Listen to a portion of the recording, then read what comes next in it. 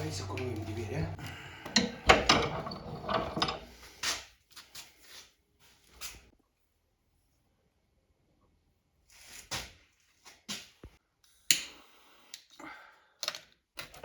Чай или кофе? Чай. Это для этих охотников, которые... Угу. И вот отсюда вот упирается, смотри, вот. Точно. Угу. Никто не додумался, наверное, такого еще делать.